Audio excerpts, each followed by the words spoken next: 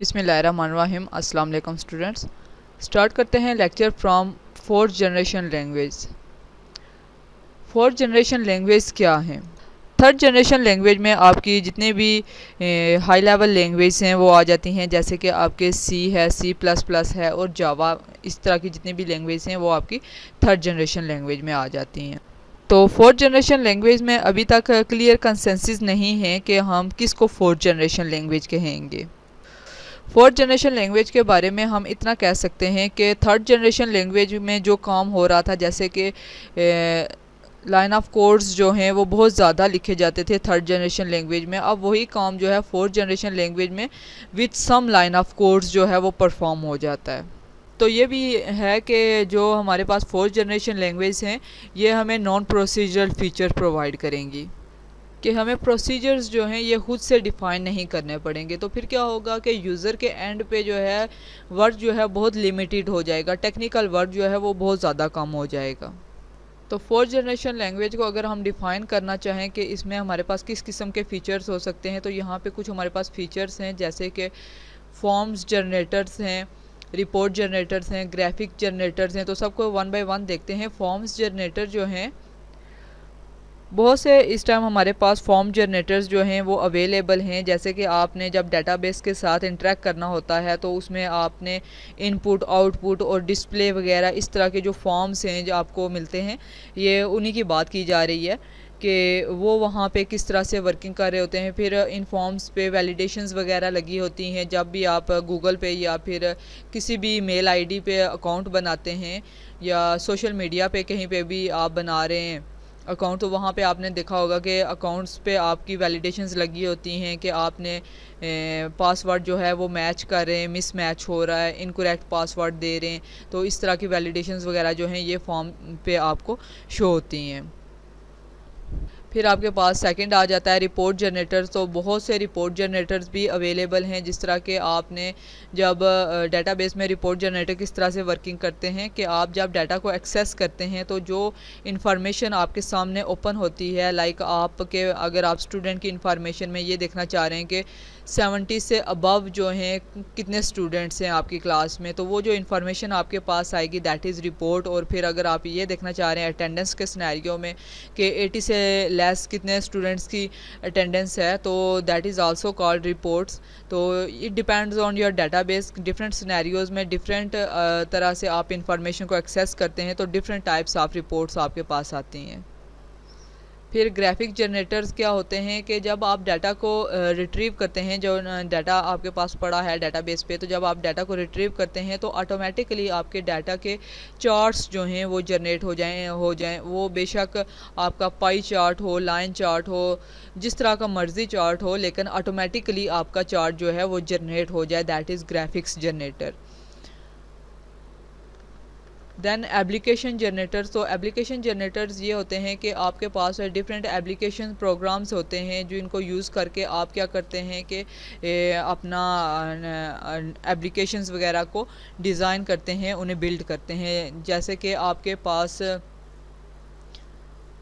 कुछ ऐसे प्रोग्राम्स होते हैं, एप्लीकेशन जनरेटर्स होते हैं जिनमें आपके पास बिल्ड इन लाइब्रेरीज़ होती हैं, बिल्ड इन फंक्शंस होते हैं। जब आप सी शार्प यूज़ करेंगे ना तो वहाँ आप उसकी एग्जांपल यहाँ पे ले सकते हैं कि सी शार्प में आपके पास बटन का एक क्या नाम है फंक्शन है, तो वो बिल्ड इन फंक्शन होता है। डबल क्लिक करेंगे तो वहाँ पे आपको एक लाइन ऑफ कोड लिखना होता है। लाइब्रेरीज़ इसी तरह होती हैं, तो एक लाइब्रेरी ऐड कर देते हैं तो लॉट ऑफ डेफिनेशंस जो हैं वो उस अपने साथ जो है वो क्या कर लेता है, मर्ज कर लेता है। जबकि आपने अगर मैथ की एक लाइब्रेरी है, तो मैथ की लाइब्रेरी के लिए अगर आप सी में कोड करते हैं तो वहाँ पे शायद आपको lot of line of codes साथ लिखने पड़ते हैं, लेकिन सी शार्प में जब आप लिखते हैं तो वहाँ पे आपको बहुत सी चीज़ें ऑटोमेटिक मिलती हैं। ओके,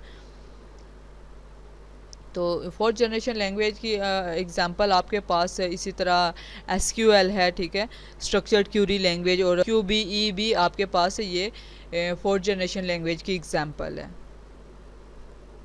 कि फोर्थ जनरेशन लैंग्वेज में आप ये नहीं बता रहे होते कि आपने कैसे काम करना है, स्टार्ट कहाँ से लेना है, ये सारी चीज़ें नहीं, ये स्टोरीज़ नहीं बता रहे होते। आपने जस्ट ये बताना होता है कि व्हाट शुड यू डू, आपने क्या करना है। Okay okay now functions of our DBMS जिसकी हम बात कर रहे हैं, तो अब देखते हैं कि उस सॉफ्टवेयर के क्या क्या फंक्शंस होंगे तो वो DBMS कहलाएगा। फर्स्ट फंक्शन जो आपके पास आ रहा है that is data storage retrieval and update.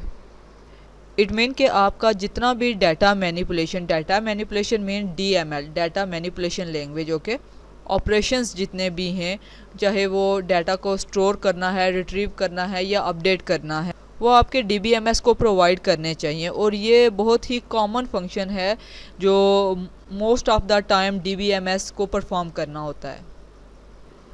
Second जो फंक्शन हमारे पास आ रहा है that is a user accessible catalogue. तो प्रीवियस लेक्चर में भी हमने डिस्कस किया था कि जो सिस्टम कैटालॉग होता है that is accessible by the users. कि DBMS हमने ये बात कही थी कि DBMS अपने जितने भी ऑपरेशन परफॉर्म करेगा उसके लिए वो पहले सिस्टम कैटालॉग से लाजमी कंसल्टेशन करेगा, उसके पास लाजमी जाएगा। क्योंकि हमने कहा था कि सिस्टम कैटालॉग में क्या होगा कि वहाँ पे all over the information of database होगी। आपका एंटिटीज़ क्या हैं, उनके एट्रीब्यूट्स क्या हैं, रिलेशनशिप्स क्या हैं, कंस्ट्रेंट्स क्या हैं, कौन से यूज़र को क्या राइट्स हैं, तो ये सारी चीज़ें आपके सिस्टम कैटालॉग पे होंगी। तो डाटाबेस जो है DBMS जो है ये लाजमी फिर आपके सिस्टम कैटालॉग को क्या करेगा, एक्सेस करेगा। तो फिर हमने बात की थी कि ये यहाँ पे कौन से यूज़र्स होंगे जो सिस्टम कैटालॉग को एक्सेस करेंगे। तो हमने ये बात की थी कि DBA डाटाबेस एडमिनिस्ट्रेटर जो है या फिर आपके जो सोफिस्टिकेटेड यूज़र्स हैं वो ज़्यादातर आपके सिस्टम कैटालॉग के साथ कंसल्टेड होंगे। आपके एंड यूज़र्स जो हैं वो उनका यहाँ पे इतना रोल नहीं है, क्योंकि ये जो सारा सिस्टम है ये आपके टेक्निकल यूज़र्स से रिलेटेड है। तो एंड यूज़र्स जो हैं वो मोस्ट प्रोबेबली टेक्निकल नहीं होते। फिर ट्रांजैक्शन सपोर्ट। अब डेटाबेस में ट्रांजैक्शन क्या होता है पहले तो इसको अंडरस्टैंड करते हैं। जब भी हम डेटाबेस पे कोई भी ऑपरेशन परफॉर्म करते हैं या कोई भी एक पीस ऑफ वर्क जो है वो करते हैं हम लोग, तो दैट्स कॉल्ड ट्रांजैक्शन। तो यहाँ पे आप लोग ये चीज़ जहन में रखें, इतना कंसेप्ट आपके जहन में होना चाहिए कि DBMS में जब भी कोई ऑपरेशन परफॉर्म होता है तो या तो वो कंप्लीट होना चाहिए या फिर उसे रन ही नहीं होना चाहिए। इससे मुराद ये है कि अगर इनकम्प्लीट रहेगा हमारा टास्क तो हमारा जो डेटाबेस है वो इनकंसिस्टेंट हो जाएगा। तो हमारा जो DBMS है वो इस तरह से होना चाहिए कि उसमें हमारे डेटाबेस में इनकंसिस्टेंसी नहीं आनी चाहिए। क्योंकि हम पहले ही ये बात कह रहे हैं कि डेटाबेस मैनेजमेंट सिस्टम को हम यूज़ ही इसलिए करते हैं कि हमारे सिस्टम में इनकंसिस्टेंसी ना रहे। ओके, तो यहाँ पे फिर हम लोग क्या कहते हैं कि हमारा जो ऑपरेशन है या तो कंप्लीट परफॉर्म होना चाहिए या वो परफॉर्म ही नहीं होना चाहिए। तो हमारा जो फिर DBMS हो उसकी ये फंक्शनैलिटी होनी चाहिए कि ट्रांजैक्शन के हवाले से भी वो हमें सपोर्ट परफॉर्म करे। Okay, then concurrency control services के हमारे DBMS को कंकरेंसी कंट्रोल सर्विसेज प्रोवाइड करनी चाहिए। कंकरेंसी हम पहले भी डिस्कस कर चुके हैं, when multiple user try to access same data same time. Okay, तो वहाँ पे क्या होता है कि कन्फ्लिक्ट पैदा होने के बहुत से चांसेस होते हैं। तो हमारा DBMS इतना स्ट्रॉन्ग होना चाहिए, हमें ये सर्विस प्रोवाइड करता हो कि वहाँ पे कन्फ्लिक्ट्स वगैरह के कोई भी चांस ना हो। ठीक है, नेक्स्ट जो फंक्शन हमारे पास आ रहा है दैट इज़ रिकवरी सर्विसेज। तो हमने ये पहले भी बात डिस्कस की थी कि हमारा जो डेटाबेस है वो सेवरल रीजंस की वजह से क्रैश हो सकता है। उसमें हार्डवेयर फेलियर भी हमने डिस्कस किया था, सॉफ्टवेयर फेलियर भी डिस्कस किया था, या इसी तरह से इसी से रिलेटेड कोई भी इशू हो सकता है जो कि हमारे डेटाबेस को इफ़ेक्ट करे। तो फिर उस हवाले से हमारे डेटाबेस मैनेजमेंट सिस्टम को रिकवरी सर्विसेज भी प्रोवाइड करनी चाहिए।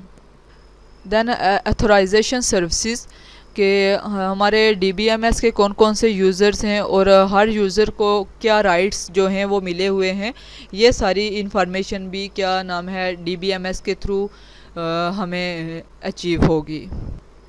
Then support for data communication के जब आप मल्टी यूज़र इन्वायरमेंट में काम कर रहे हैं, लाइक आप नेटवर्क पे काम कर रहे हैं, तो जब नेटवर्क पे काम कर रहे हैं तो वहाँ पे DBMS को ये सर्विस प्रोवाइड करनी चाहिए। देन इंटीग्रिटी सर्विसेज, इसे हम बहुत बार डिस्कस भी कर चुके हैं कि आपने correctness and accuracy of data को इंश्योर करना है। ये जो मॉनिटरिंग है, ये जो एश्योरिटी है, ये कौन करेगा कि जो भी आप रूल्स डिफ़ाइन करेंगे अपने डाटाबेस में, तो फिर डाटाबेस मैनेजमेंट सिस्टम जो है वो इस चीज़ का रिस्पॉन्सिबल होगा कि आपका कोई भी रूल जो है वो वायलेट नहीं होगा। फिर हमने डाटा इंडिपेंडेंसी को बहुत बार डिस्कस किया है और हमने ये बात कही है कि डाटाबेस मैनेजमेंट सिस्टम का ये कोर फंक्शन है कि अगर हम किसी भी एक लेयर में चेंज करते हैं तो अदर लेयर्स जो हैं वो अनइफेक्टेड रहती हैं, उन पे कोई भी इफ़ेक्ट नहीं पड़ता। तो हमारा DBMS जो है ये मस्ट ये फंक्शन प्रोवाइड करता हो। इसके अलावा DBMS में यूटिलिटी सर्विसेज प्रोवाइड होती हैं। जैसे कि आपके पास एक फ्लैट फाइल है तो आप उसको DBMS के साथ लिंक करना चाह रहे होते हैं, उसे आप DBMS में इंपोर्ट करते हैं। या फिर क्या होता है कि आपके पास कोई डेटाबेस की फ़ाइल है तो उसे आप सिंपल फ्लैट फाइल में कन्वर्ट करना चाह रहे हैं, तो उसको आप क्या करते हैं, एक्सपोर्ट करते हैं। तो ये इंपोर्ट एंड एक्सपोर्ट के फंक्शंस जो हैं ये आप वहाँ पे यूज़ करते हैं। फिर आपके पास इंडेक्सेस को ऑर्गेनाइज़ करने के लिए यूटिलिटीज़ होती हैं। बैकअप्स के लिए आपके पास बहुत सी यूटिलिटीज़ होती हैं। ऐसे ही फिर मॉनिटरिंग के लिए कि डेटाबेस के ऊपर कौन कौन से यूज़र्स अवेलेबल हैं, कौन कौन ऑनलाइन है, कनेक्टेड है और क्या क्या ऑपरेशंस जो हैं वो परफॉर्म हो रहे हैं। तो इसके अलावा भी बहुत सी यूटिलिटीज़ होती हैं और ये यूटिलिटीज़ वेरी करती हैं DBMS टू DBMS।